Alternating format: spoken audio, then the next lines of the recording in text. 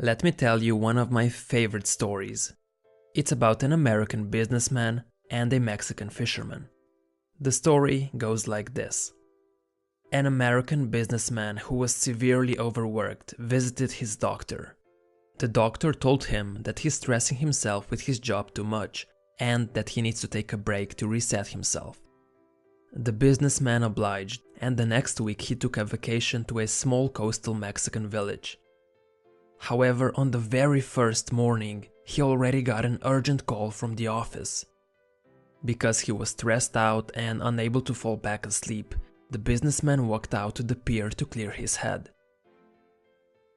A small boat with just one fisherman had docked, and inside the boat were several large yellowfin tuna.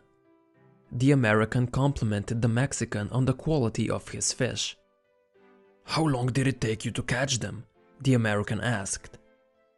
"Only a little while," the Mexican replied in surprisingly good English.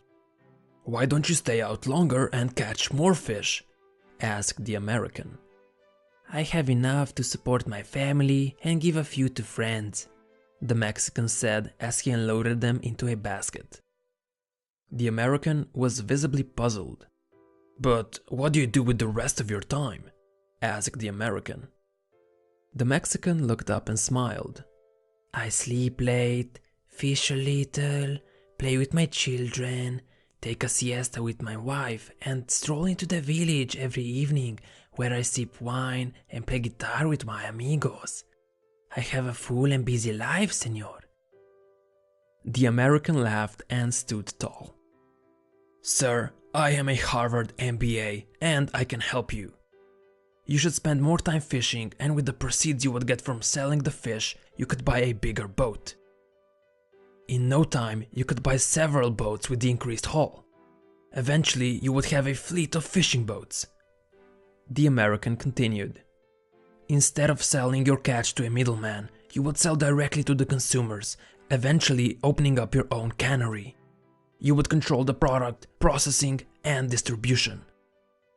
However, you would need to leave this small coastal fishing village, of course, and move to Mexico City, then to Los Angeles, and eventually to New York City, where you could run your expanded enterprise with proper management." The Mexican fisherman asked, "But senor, how long will all this take?" To which the American replied, 15 to 20 years, 25 tops." "But what then, senor?" The American laughed and said, "When the time is right, you would announce an IPO and sell your company stock to the public and become very, very rich. You would make millions." "Millions, senor? Then what?" "Now this is the best part.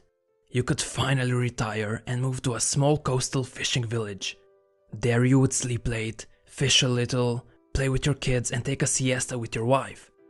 You could stroll into the village in the evenings where you would sip wine and play guitar with your amigos." Interesting story, right? A lot of people want to make more money so they can live a better life. They tell themselves, "Once I make enough money, then I'll go live the life I want." But that's a mistake. Living the life they want should be accomplished now, not later. They spend the majority of their lives working, but along the way they often forget what they're working for. They start to prioritize work and making more money without a reason, and that's a problem. They just want to have more and more, with no apparent end goal.